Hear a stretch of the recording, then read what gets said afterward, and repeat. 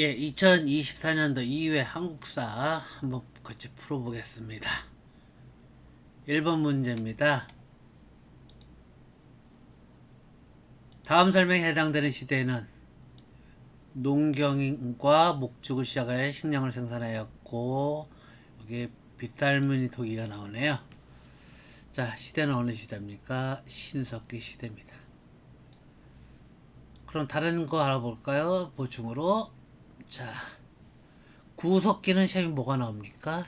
주먹도끼가 시험에 나오죠. 꼭 땡석기 일종인 주먹도끼가 구석기 유물로 꼭 나오게 되고요. 청동기 시대는 유물들이 많습니다. 토기는 민무늬 토기도 있고 여러 가지가 있는데 청동기는 계급이 발생했다는 특징이 있습니다. 그리고 최초의 국가인 고조선이 만들어졌죠. 단군 왕검이 세운 고조선. 이 고조선의 세력 범위를 알려준 유물 두 가지가 있는데 그게 고인돌하고 비파형 동검이 있습니다. 이번 문제 보겠습니다. 다음에 들어갈 국왕은 있는데 그 누구냐? 신라를 다스린 신라왕이었다. 신라왕이란 얘기죠. 한강을 차지했다. 그리고 대가야를 정벌했고 순수비를 세웠다. 이렇게 나왔습니다. 신라의 왕, 진흥왕입니다. 신라의 왕은 두 명이 나옵니까? 진흥왕이면 법흥왕이 나오는데 진흥왕에 대한 내용입니다. 다른 왕들에 대한 업적 보도록 하겠습니다. 신라 진흥왕 한강 유역을 차지했고 백제 성왕과 더불어 한강 유역을 차지했는데 백제 성왕의 뒤통수를 쳐서 자기가 독차지했죠. 순수비를 세웠고 4개의 순수비가 있고 대가야를 정벌했던 왕 진흥왕입니다. 다음 조선시 세종은 훈민정 창시 그리고 장영실을 통해서 치국의 해시계 등 많은 걸 만드신 분이고요. 사군육진 개척, 대마도 정벌 여러 가지 하신 일이 굉장히 많은 임금 세종대왕입니다. 다음 섭외 잘 나오는 왕 조선의 광해군입니다. 선조의 아들이었죠. 임진왜란 이후에 전후복구 사업에 주된 역할을 했고 명은 쇠퇴하고 후금은 성장하던 그 시기에 두 나라의 관계에 중립외교를 통해서 어느 한편을 일방적으로 손들지 않은 중립적인 외교 정책을 폈어요. 그래서 후금의 침략을 받지 않은 조선의 왕입니다. 광해군 이후에 인조 때는 그 청나라의 침입을 받아서 병자호란이 일어났죠. 참고적으로 알아두시면 되고요.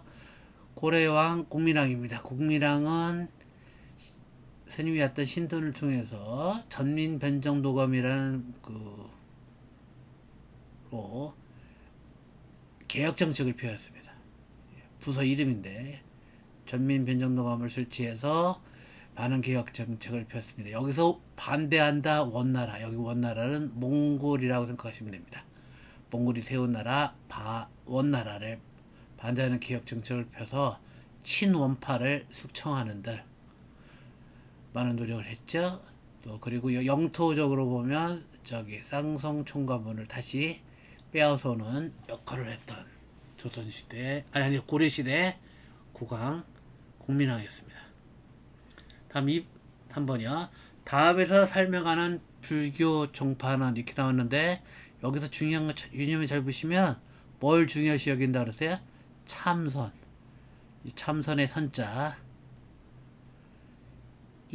그래서 3번의 답은 선정입니다. 불교 종파는 선정, 교정, 천태정, 조계정, 태고정 여러 가지가 있습니다. 지금 종파는 굉장히 많지만 그러면 지금 다른 거에 대해서 좀 잠깐 알아볼게요. 여기 4번에 나와 있던 천도교는 동학은 누가 있어요? 최지우가 있었죠.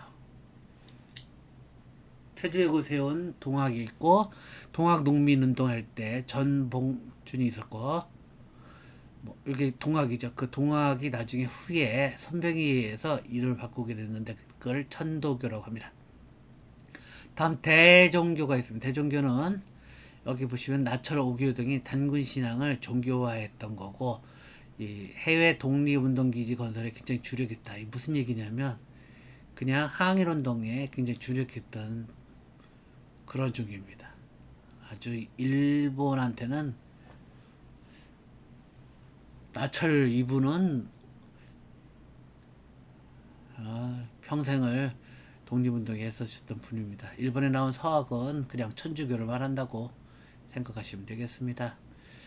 지금 좀 전에 답은 지금 선종이라고 했었죠. 불교 종파인데 불교는 크게 우리나라하고 뭐 중국, 일본 쪽으로 가는 북방불교랑 동남아시아 쪽에 있었던 남방불교라고 나누길 수도 있는데, 우리나라에 들은 이 북방불교는 깨달음 수행 방식에 따라서 크게 교정하고 선정으로 나뉘게 됩니다. 물론 처음에 들어온 게 교정 쪽으로 들어오게 되는 거죠.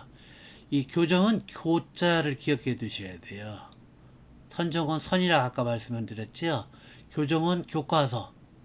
여기서 교과서는 불교니까 불교 교과서. 불교 경전이죠.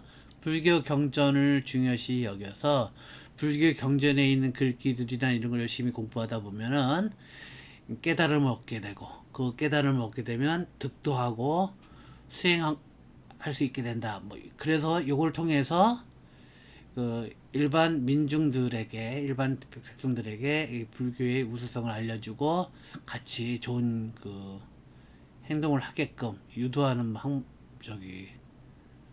종교라고 보시면 돼요. 반면에 참선을 중요시해.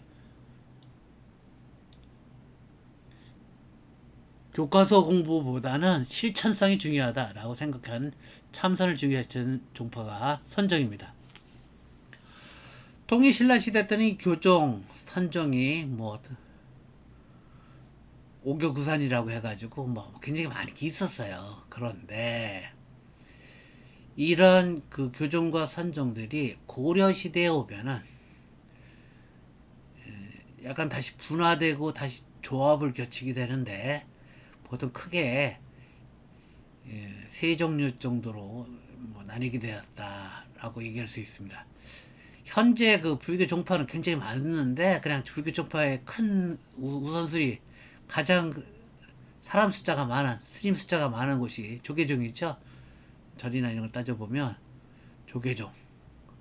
조계종은 무인집권기 때 보조국사 진울에 의해서 창시했으며 주로 선정 중심으로, 아까 참선을 중요시 여겼다는 선정 중심으로 교종을 통합하려고 했던 그 종파입니다. 정해쌍수와 도노점수라는 걸 내세우고 뭐 그 수선사를 중심으로 이런 활동을 했었던 그런 종파가 조계종이고요. 문종의 넷째 아들이었죠. 대각국사 의천의 천태종은 반대로 교종을 중심으로, 아무래도 이 교종은 그 경전이다 보니까 옛날의 책들은 사실 일반 백성들이 보기라기보다는 좀 돈 좀 있으신 왕실의 귀족들이 보기 쉬웠어요. 그러니까 그런 분들이 후원을 많이 해줬기 때문에. 그리고 또 더구나 의천은, 대각국사 의천은 왕의 또 아들이기도 했었잖아요. 그러니까 요거는 왕실 후원을 많이 받았죠. 교관겸수라고 하는 수행 방식을 통해서 교종 중심으로 선종이 와야 된다, 이런 사고 방식을 갖고 있는 게 천태종입니다. 뭐 태고정도 있죠. 뭐 태고정은 뭐 다른 건 모르겠지만 태고정 스님들 특징은 뭐 결혼하시고도 또 스님 생활하시는 뭐 그런 족파죠. 아무튼 특징들이 있습니다. 다음 4번 문제 볼게요. 기억에 들어갈 내용으로 옳은 것은, 인종은 고려 인종입니다. 고려 인종은 묘청, 여기도 유명한 인물 나오네요. 묘청, 묘청의 서경 세력이라고 나왔습니다. 그러니까 묘청의 서경천도 운동에 대한 문제네요. 답은 3번이 됩니다.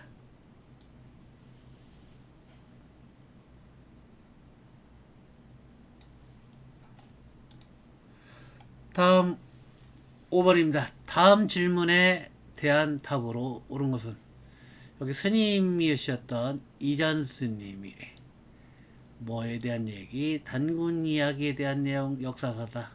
답은 삼국유사. 이 삼국유사의 그 유자를 보시면 이응이 들어가죠. 그래서 저는 예전에 외울 때 여기 이련 여기도 이응 연자에도 스님이든 두 이름에 이응이 들어서 이건 삼국유사고 요게 헷갈리죠. 삼국사기. 삼국유사는 단군 이야기더니 이거 삼국사기. 삼국유사 삼국사기에 사는 김부식의 시옷이 들어간다. 이렇게 해서 예전에 외웠던 것 같습니다. 이 김부식의 삼국사기는 인종의 명을 받아서 쓴 현존하는 가장 오래된 역사서죠. 삼국사기입니다. 다른 것들은 시험에 나오긴 힘들고 지도는 김정우가 제작한 대동여 지도는 시험에 나올 수 있는 확률이 있습니다. 그것도 있다. 여기까지 6번 기억에 들어갈 내용으로 옳은 것은 이렇게 나왔는데 지금 정조에 대한 내용이 나오네요. 근데 첫 번째 정조는 영조의 탕평책을 계승하였다. 자, 그럼 영조의 업적을 한번 볼까요? 영조는 딱 두 가지를 기억해 두시면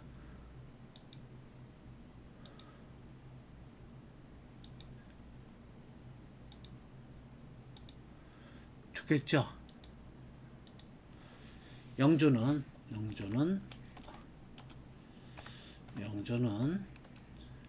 탕평책하고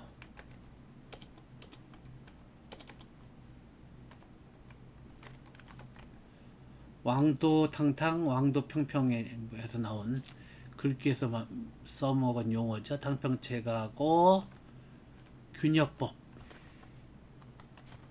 군포를 한 필로 바꾸는 균역법을 실시하던 이 두 가지가 시험에 나오고 반면에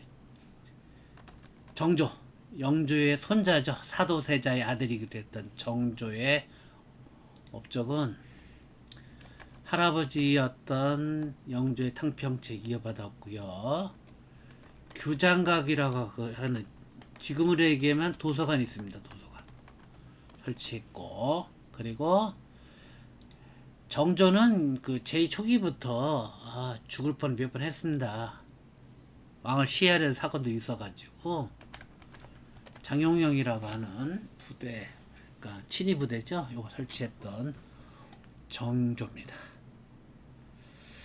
정조가 그나마 조선 후기 때 제대로 된 왕이기도 하니까 한번 다시 여기죠. 여기 나왔죠. 보충 설명에 또 다시 설명드립니다. 영조의 탕평책 이렇게 나왔고 정조도 탕평책 그리고 규장각 장유영 이런 것들이 있다. 다음 여기 이번에 나온 유신헌법 제정은 박정희 대통령이 장기 독재를 하기 위해서 했던 대통령 간선제예요. 를 주된 내용으로 하고 있는 헌법입니다. 그걸 유신헌법이랍니다. 통일주체 국민회의라고 하는 회의를 통해서 대통령을 임기했어요. 자, 요거 잠깐 설명을 드리자면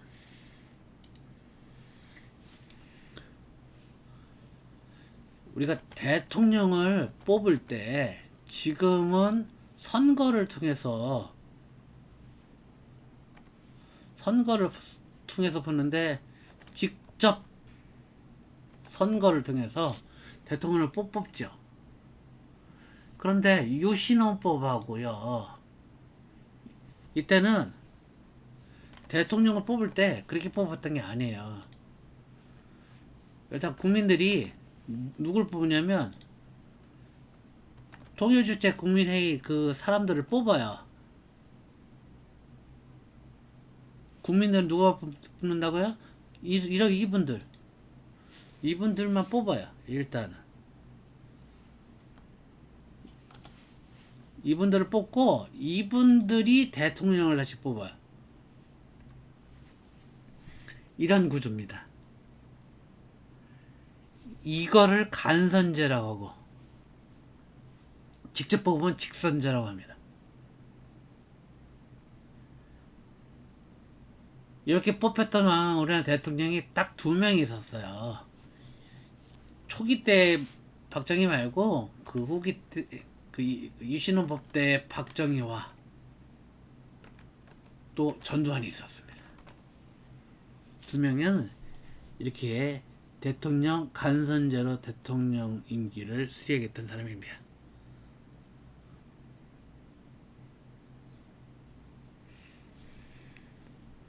그리고 나머지 경우는 직접 선거를 통했어요. 아, 저기도 있구나. 굳이 얘기하면 최규하 대통령 아니네. 또 역시 마찬가지였었는데, 최규하는 뭐 잠깐 대통령 업무를 잠깐 수행했던 잠깐 대통령 되셨던 분이라 그렇고요.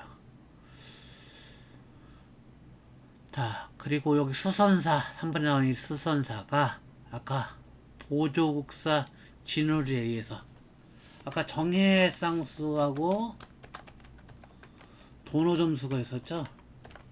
뭐 조계종.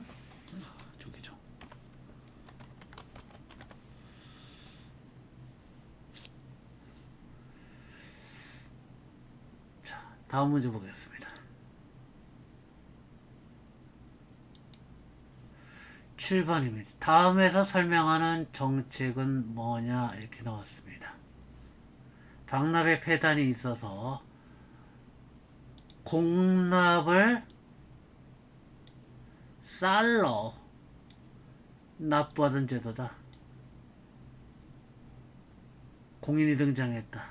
자, 요거는 보충 설명을 듣고 같이 설명드리는 게 편해서 같이 보충 설명을 보도록 하겠습니다. 보충 설명 잘 보시면요. 자, 이 대동법에 대한 얘기 내용입니다. 이런 법을 대동법이 무슨 내용이 있냐면 여기 보면 지역 특산물을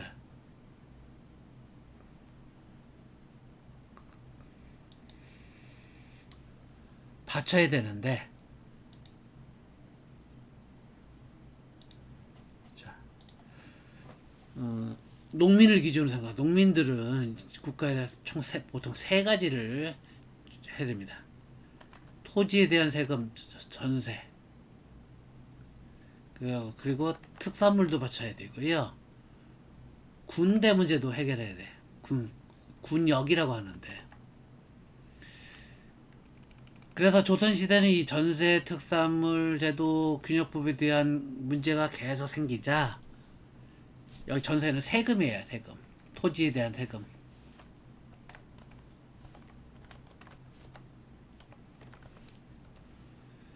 그래서 뭐 연분구독부, 전분육등부 뭐 이런 여러 가지 방법이 있습니다. 나중에 그게 가서 영정법이라고 하는 법을 취해서 토지를 일개월량 사도로 고정하게 바치게 됩니다. 그럼 또 2번째, 지역의 특성을 바쳐야 되는데 이게 문제예요. 이거를 해결하기 위해서 만든 정책이 대동법입니다.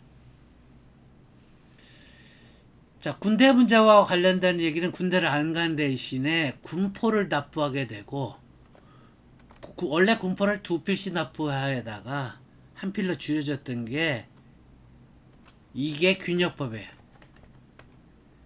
누가? 영조가. 그러면 이 대동법은 어떤 특징이 있느냐? 광해군 때부터 시작된 이 대동법의 특징은 원래 지역에 특산물을 바치는 제도라고 그랬죠. 특산물.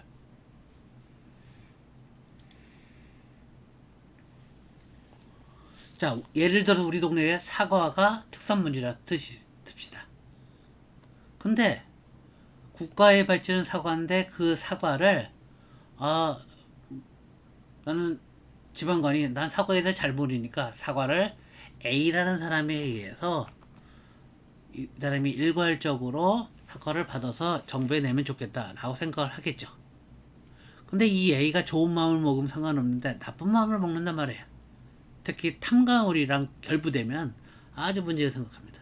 그래서 우리 집 좋은 사과인데도 불구하고 A라는 사람은 네 집 사과는 사과가 아니야. 나쁜 사과야. 다른 거 갖고 와. 어떤 게 좋은 건데? 그러니까 옆집 철수가 팔더라. 그거 사갖고 와.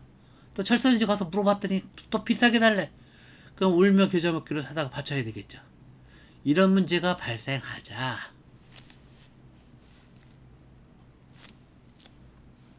안 되겠다.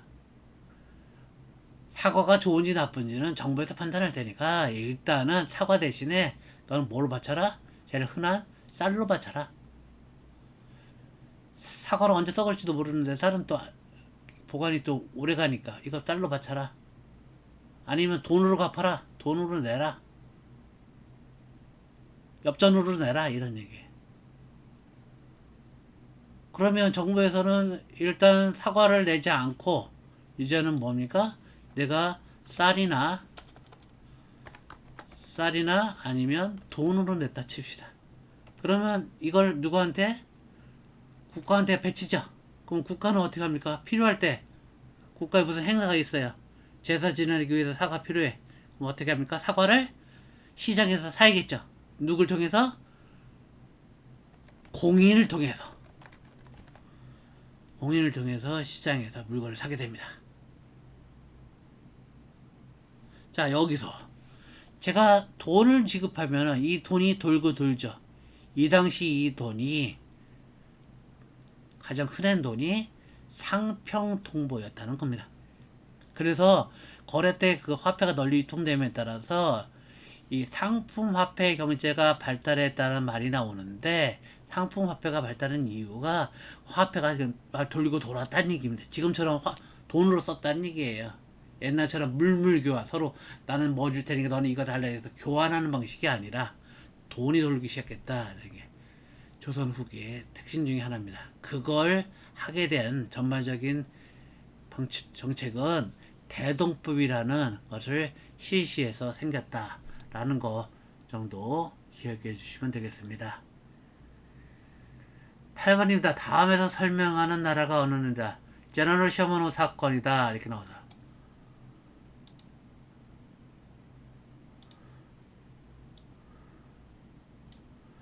서구 아시아 국가 아닌 서구 열강중 국가 중에서 최초로 조선과 근대적 조약을 체결하였다.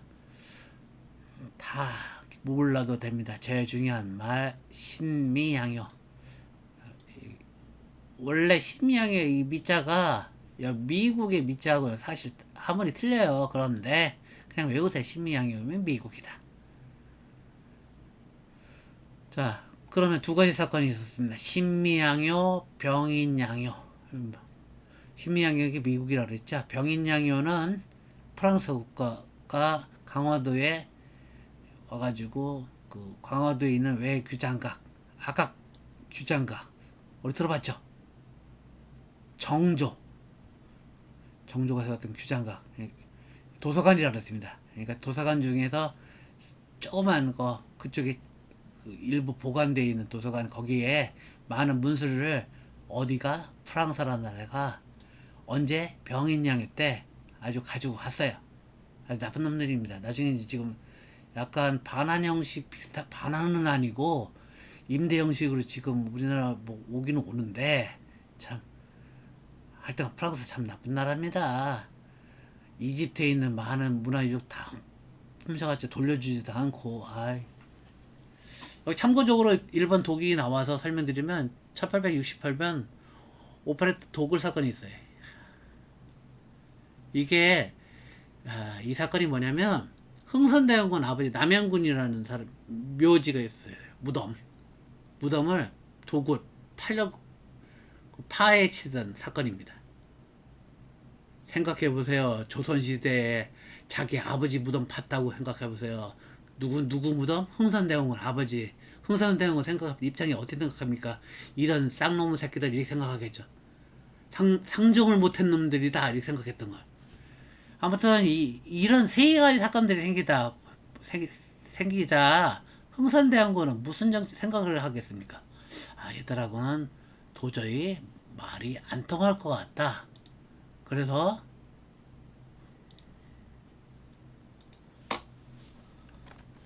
통상 거부 정책을 피게 됩니다.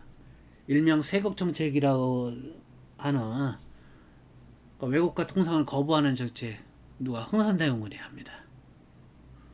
그 정도. 그러니까 흥선대원군 입장을 좀 이해를 해달라는 얘기 아니라 이런 사건들이 있었기 때문에 흥선대원군이 그렇게 갈 수밖에 없었다라는 거 입장도 있었다. 그렇게 생각해 주시면 되고요. 3번에 나온 영국은 중요한 건 아닌데 러시아 남하 정책을 바꾸자 거문도를 불법으로 점거한 사건도 있었습니다. 베트남은 우리 역사에 관련된 거는 박정희 정부 때 베트남에 월남군 파병한 거? 요 정도? 있겠네요.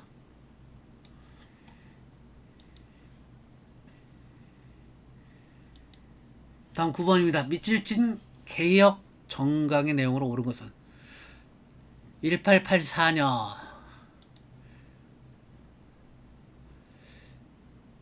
뭐 아시는 분은 아시겠지만 사로 끝나면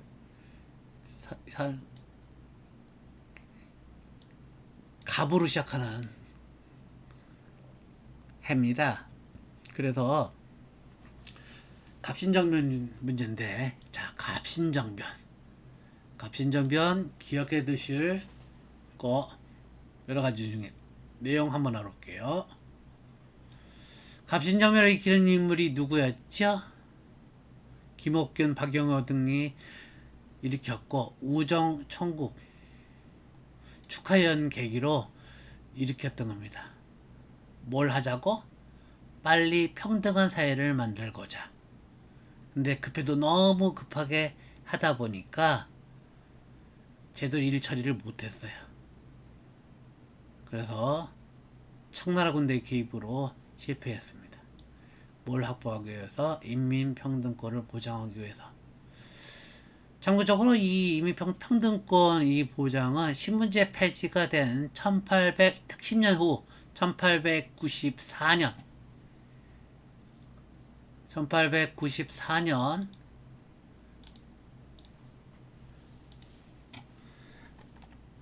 1894년 갑오개혁 때 결국 신분제도가 폐지가 됩니다. 좀 그러니까 10년 정도 앞서갔지요? 네. 그렇게 생각하시면 되고요. 뭐 정동에서 문해기법 별로 중요하지 않고 율령반포 그래서 참고적으로 밑에 써놨습니다. 율령이라는 게 뭐냐면 일종의 법이에요. 그러니까 글로 쓰여진 법 내용, 법으로 뭐뭐뭐 하겠다 말로 하는 게 아니라 왕이 말로 이거 해라 이런 내용이 아니라 앞으로 이렇게 할 테니까 이렇게 된 경우는 이렇게 한다. 이렇게 법으로 쓰면서 보통 법으로 쓰면 공복제도도 같이 결정을 합니다. 그러니까 옷 색깔은 무슨 색깔로 하겠다 이런 걸 결정하는 걸 우리 공복제도로 하죠. 자, 그런 게 있었고요. 다음 10번입니다. 다음 기억시기에 들어갈 사건은 이렇게 나왔네요. 1904년과 1910년 사이에 사건들이죠. 자, 답은 1907년에는 을사늑약입니다. 을사조약이라고 불렸던 을사늑약의 특징은 우리나라의 외교권을 박탈당했고 통감부를 설치를 했습니다. 그래서 이 을사늑약의 외교권 박탈의 억울한 사정을 알리기 위해서 고종은 헤이그의 특사를 파견했죠. 이준열사 등 3명을 그랬는데 실패를 했고 이걸 계기로 일본은 고종을 나중에 폐위시키고 이 을사조약 늑약의 가장 문제점을 알렸던 신문들이 있죠. 영국인이 주필로 있었던 대한매일신보하고 장전이 쓴 상생신문에 시리아 방송대국이라는 글이 있었습니다. 그리고 을사오적을 죽여야겠다고 하는 나철. 아까 나철 대종교우 기억나시나요? 예, 그 나철입니다. 뭐 죽이려고 했는데 실패를 했었어요. 뭐 실패를 했고, 참고적으로 여기 통감이 있죠. 통감. 우리나라 초대 통감이 누구로 왔냐면 이등반면 이토 히로부미가 왔어요. 그래, 이토 히로부미 기억나시죠? 1909년에 만주 하얼빈연역에서 누구에 의해서 안중근 의사에 의해서 죽게 되죠. 걔 초대 통감이었던 애가. 11번 다음에서 설명하는 대체는 1907년 안창호 양기탁 나왔고요. 비밀결사 조직입니다. 비밀. 해독립운동기지를 건설하려고 했던 거 신민회입니다. 신민회는 비밀전체고 독립운동기지에 했었다는 거. 뭐 그리고 다음에 이 신민회랑 이름 비슷한 신간회가 있어요. 여기 이 간은 사이간자라고 생각해서 좌익과 우익이 합작으로 만들어진 단체예요. 이거는 합법단체고 일제 애들도 알고 있던 단체예요. 1929년 광주 항일학생동 그 열차에서 한국이 여학생을 희롱한 일본인 학생하고 문제 때문에 일본인 학생하고 조선인 학생들 간에 싸움했던 거 항일학생운동이죠. 이때 조사단 파견을 했었던 신간회가 있습니다. 별기군의 신식군대고요. 다음에서 설명하고 있는 이 인물 누구냐? 글씨 안 보이는데 1895년에 처형당하셨던 우금치전투 나왔네요. 녹두장군 전봉준. 자, 을지문덕은 수나라 침입대, 그리고 강감찬은 고려시대 거란족 침입대 관련된 인물입니다. 다음 13번 문제 보겠습니다. 기억에 들어갈 내용으로 오는 것은 2차 가보개혁 시기에 뭐가 반포되어 갖고 학교, 서학교와 외국의 학교입니다. 학교 교육 문제네요. 답은 1번 교육입법 조서고요. 이번에 나온 신라 촌락문서는 그 신라장적이라고 부르고 서은경 주변의 그 네개촌에 대한 소말, 노비 등을 조사했던 기록이 담겨 있는 문서를 말합니다. 여기 7.4 남북공동성명 1972년 박정희 대통령이 북한 이유락 검문해가지고 했던 거, 자주통일, 평화통일, 민족 대결 단결이라고 하는 남북이 앞으로 통일 방식을 어떻게 결정할 건지에 대한 내용을 공동으로 발표한 게 남북공동설명이죠. 그때만 해도 통일되는 줄 알았습니다. 그런데 아니더라고요. 다음은 14번 기억에 들어갈 내용으로 옳은 것은 기억입니다. 일제가 1910년 대한제국을 강제로 병합하고 설치한 식민통치기군 뭐죠? 조선통족부. 징글징글한 놈들이죠. 시험에 나올 수 있는 그 내용은 삼별초가 나오거든요. 이 삼별초는 대몽항쟁부서 그리고 도병마사 등이 시험에 출제되기도 합니다. 다음 15분입니다. 기억에 들어갈 인물로 오는 것은 이렇게 나왔네요. 여기 박은식이라는 분 나오는데 박은식은 중요히 잘 보시면 한국통사, 한국독립운동사, 한국에 대해서 그리고 이 민족주의 역사학자인데 다른 한 분은 신채호라는 분이 있습니다. 여기 보충 내용에 민족주의 역사학자 박은식, 신채호가 말씀드렸고 또 다른 인물 중에서 위화돌 해군을 한 이성계 말고 뭐 정약용 시험에 나올 수 있죠. 조선 후기 실학을 집대성한 인물이면서 대표적인 작품들 목민심서라는 책을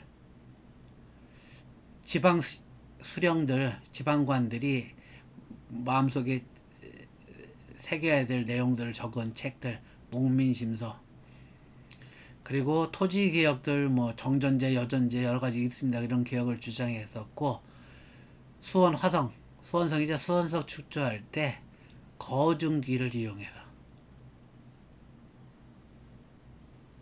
예전에는 성 쌀 때 사람 손을 썼는데 사람 손을 싼 게 아니라 어떻게 했다가 도르를 이용한 거중기를 사용해서 했다는 것이, 그러니까 공부도 잘했고 과학도 잘했다. 어떤 분이요? 정약용. 다음 16번입니다. 교사의 질문에 대한 답으로 옳지 않은 것은 1919년 3.1운동에 대한 내용이 나오네요. 3.1운동으로 옳지 않은 것. 답은 1번입니다.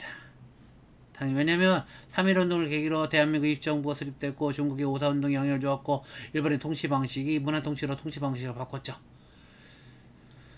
강화도 조약은 일본의 운요 사건으로 계기로 일본과 체결한 근대적 불평등 조약이었습니다. 다음 17번. 기억에 들어갈 민족운동은 이렇게 나왔습니다. 1931년 동아일보 문맹택지가 목적이고 미신다파 민중 속으로 브나로드 운동입니다. 브나로드 러시아 말이래요. 자, 그러면 시험에 나올 수 있는 게 부부운동. 요거는 그 인조의 둘째 아들이었죠. 복림대군 효정이 나중에 그 청나라에 끌려갔었는데 갔다 오고 난 뒤에 청나라를 복수하려는 생각으로 준비를 했었는데 복수는 하지 못하고 나중에 청나라의 요청으로 러시아를 정벌할 때 도와주러 갔습니다. 오히려 그게 북부운동의 실패가 했고 결과가 그렇게 된 거고, 새마을운동은 뭐 박정희 대통령 그리고 그 IMF 극복을 위해서 그 금모으기 운동은 김대중 대통령 때 했던 일이죠. 18번 기억에 해당되는 단체는 이렇게 나왔습니다. 여기서 단체를 보면은 김원봉이라는 분이 나왔는데 유명한 분입니다. 제가 이분이 일제에서 이분 잡으려고 현상금을 어마어마하게 걸었는데 결국 잡지 못했죠. 이분 중심으로 있었던 김상옥, 김지섭 이런 종로경찰서 포탄 출제했던 김상옥이라든 이런 분들이 이쪽 소속이었다. 그 소속 단체가 이름이 뭐냐? 네, 의열단입니다. 의열단 기억해 두십시오. 그러면 그 단체 중에서 시험에 잘 나오는 단체가 김원봉의 의열단하고요. 그 김구 선생님의 한인 애국단이 있습니다. 여기 한인 애국단에는 그 일본 그 일왕 죽이려고 했다가 실패한 이봉착 이분하고 저기 상해 헌법공원에서 도시락 복사하느라고 유명한 분이 있죠. 윤봉길. 이 두 분은 김구가 이끌었던 한인 애국단 소속의 열사들이었다. 의사들이었다. 이런 얘기입니다. 여기 나온 보안에 가끔 나오죠. 일제 황무지 개간 요구권을 저지했던 단체고, 여기 통일주체국민회의 때는 유신정부 박정희 정부 때 간접 민주주의 정책을 했던 대기관이다. 별로 그렇습니다. 19번입니다. 다음 설명에 해당하는 것은 제1차 미소공동위원회 결렬 이후 중도 좌파하고 중도 우파, 중도파 간의 통일정부 수립을 추진하려고 했다. 좌우 합작 운동입니다. 3번에 나오는 아까 좌우 합작이 신간에도 있었죠. 참고적으로 해두시면 되고요. 일제강점기 신간에도 좌우 합작 운동단체였다. 합법적인 단체였고요. 1번에 나와 있던 형평운동은 가끔 시험에 아주 가끔 나오는데 그 소말 그 가축을 잡던 백정들이 원래는 갑오개혁 때 신분의 해방을 하긴 했는데도 불구하고 여전히 사회적 편견을 받고 있었기 때문에 이분들이 다시금 이런 해방 편견 운동을 좀 하지 말아달라라고 주장을 했던 운동이 1923년에 있었던 형평운동이 있고요. 다음에 1907년 일제시대 이전에 대구에서 시작해서 배달 양기탁 이런 분들 시작해가지고 일본한테 빌린 차관 돈 1,300만 원을 금연 금주 운동을 통해서 좀 갚자. 그래서 우리가 일본의 그늘에서 벗어나자라고 한 운동이 국채 보상 운동이 있습니다. 다음 20번입니다. 기억에 들어갈 내용으로 옳은 것은 1941년 대한민국 임시정부는 조서항에 뭘 기초로? 삼균주의를 기초로. 그럼 내용 쉬운 말로 간단하게 설명드리자면 그런 거예요. 세 가지를 균등하게 똑같이 추구하자.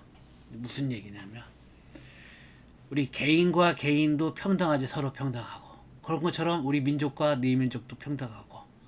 그러면 그렇게 생각하면 같은 조선이라는 국가와 일본이라는 국가도 평등에 추구해야 되는 게 아니냐, 뭐 이런 것들을 주장했던 사고방식입니다. 세계 평화주의라고 보시면 돼요. 일종의 조상의 삼균주의에 대한 설명, 이런 게 있습니다. 다음 문제 보겠습니다.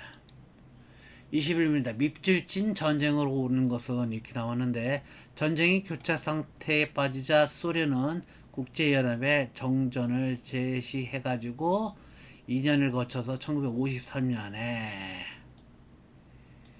뭐죠? 6.25 전쟁입니다.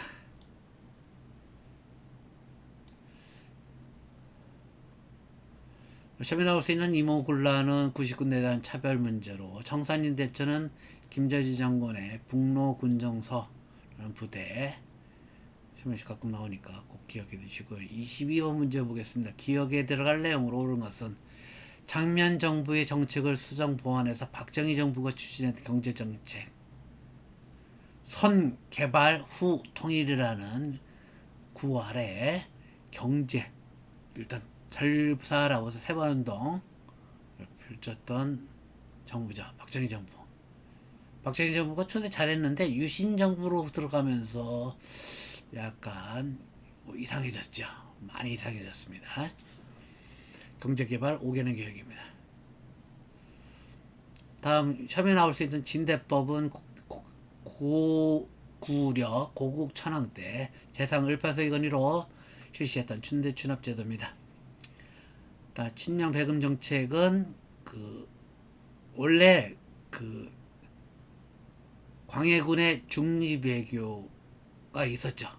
광해군의 중립외교 중요하다고 그러는데,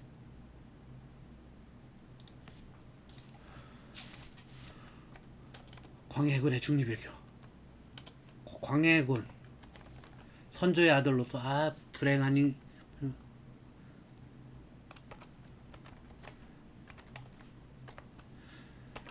임진왜란 때 개고생했고, 선조의 괴팍한 성격 때문에 또 개고생했고, 광해군입니다. 왕에 올려서 나라의 살림은 완전 거의 개판됐지. 이걸 겨우겨우 추스리하다가 했던 왕이죠, 광해군. 물론 개인적으로 인도적으로 좀 잘못한 것도 있지만 중립외교 참만큼은 잘했다 했는데, 이게 이제 인조의 반정으로 인해서 광해군이 이제 귀향을 하게 되죠. 그러다 보니까 이 인조가 친명 배금 정책을 펼치게 됩니다. 그래서 후금 후에 청 나라의 침입을 받았죠. 그래서 인조 삼천적 굴욕당했죠. 다음 23번입니다. 기억에 들어갈 내용으로 옳은 것은 5.18 민주화운동, 1980년 있었던 민주화운동과, 여기는 1989년 문제인데, 1989년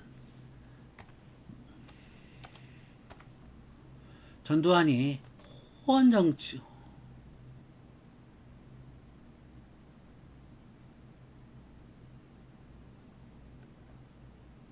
호원 조치를 발표하게 됩니다. 이게 무슨 얘기냐면 헌법을 지키겠다. 뭐를? 헌법을. 여기서 헌법은 뭐냐면 대통령 간선제입니다. 제가 말씀드렸죠. 대통령 간선제로 대통령이 대통령 아니 국왕이 후기에 박정희하고 잠깐 있은 최규하 그리고 전두환이 왔다 그랬죠. 이 전두환의 호원 조치가 있자 많은 학생들과 시민들이 뭔 소리냐 대통령 직선제를 해달라 라고 저를 요구하게 됩니다. 그래서 이때 구호가 호원 철폐 호원을 없애자 독재 타도 하는 그때 구호였어요. 해서 6월 민주항쟁이 있자 처음에는 막 진압했는데 이게 안 되는 거예요. 그러니까 6월 29일 날 6.29 선언을 해버립니다. 아 도저히 안 돼서 알겠습니다. 뭐 하겠다? 헌법 고쳐가지고 직선제 할게요. 직선제 약속을 하게 됩니다. 그래서 그해 헌법을 고치게 되고 대통령 직선제로 헌법을 고치게 됩니다. 헌법을 고치는 걸 우리가 개헌이라고 하죠. 그래서 이때 민주화 운동의 6월 민주항쟁 운동이 됩니다. 자, 참고적으로 알아둘 사건은 아간파천 러시아 공사관으로 그래서 아관입니다. 파천은 그 왕이 그 잠깐 이사 가는 잠깐 자리를 좀 뭐 지역을 좀 바꾸면 파천이라고 부르죠. 아간파천이에요. 명성황후 시해 사건 을미사변 계기로 고종이 자기 와이프 죽는 것 때문에 무서워갖고 심한 러시아 공사로 토낀 거예요. 참 쪽팔려 나라 왕이 명세기 왕이. 그러니까 러시아 공사로 토꼈으니 러시아 쪽에서 얼마나 하겠습니까 고종한테. 자기 소나기에 왔잖아요. 어서 오십시오 말로 해놓고 우리 이거 필요한데 이것 좀 해주세요. 두만강에 있는 나무들 좀 베가지고 우리가 쓰면 안 되겠습니까? 두만강 벌집고. 울릉도에 있는 나무가 좋던데 어디 탄광이 있는데 거기는 또 우리 개발하면 안 되겠습니까? 엄청나게 뺏겼어요. 아간배천 오죽하면 서채필이 독립협회에서 빨리 돌아오고 고종 빨리 다시 돌아오라고 해가지고 결국 뭐 1년 넘은 뒤에 돌아오긴 했는데 대단한 거죠 이게. 참 고종 대단한 왕이었어요. 자, 모스크바 삼국 외상이 신탁 통치를 결정했던 그런 겁니다. 24번 다음 설명에 해당되는 제도. 김영삼 정부가 투명한 금융거래 정책과 부당한 정치 자금 거래 근절을 목적으로 금융 거래에서 실제 이름 통장을 옛날에는 남의 통장 남의 이름으로 차명 거래를 했었어요. 차명 무슨 뜻입니까? 이름을 빌렸다. 그 남의 사람 이름으로 통장 막 만들다가 이제는 본인 통장으로만 본인 이름으로만 했어요. 그래서 누구 재산이 제대로 있는지 김영삼 대통령 뭐 하나를 적결하고 이런 뭐 했던 건데 막판에 문제가 발생해서 IMF 국제통화기금에 달러를 빌려달라는 바람에 우리나라 국민들 많이 힘들었었죠. 자, 노비안건법 고려 황종 때 억울한 노비를 해방시켜준 제도 왕권 강화가 목적이었다.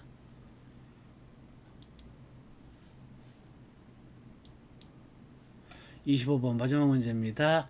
기억에 들어갈 내용으로 옳은 것은 제1조가 남과 북 여기는 남한과 북한은 서로 상대방의 체제를 인정해주고 남과 북은 서로 무력을 사용하지 않고 서로 침략하지 아니한다. 1991년 1991년 대통령 누구였습니까? 김대중 대통령이었습니다. 이것 때문에 전 세계에서 난리 났었죠. 통일되는 줄 알았습니다. 잘 될 줄 알았고. 자, 김대중 대통령 북에 대해서 햇빛 정책을 추진하셨고 지금처럼 1991년 남북 합의서를 만들어냈습니다.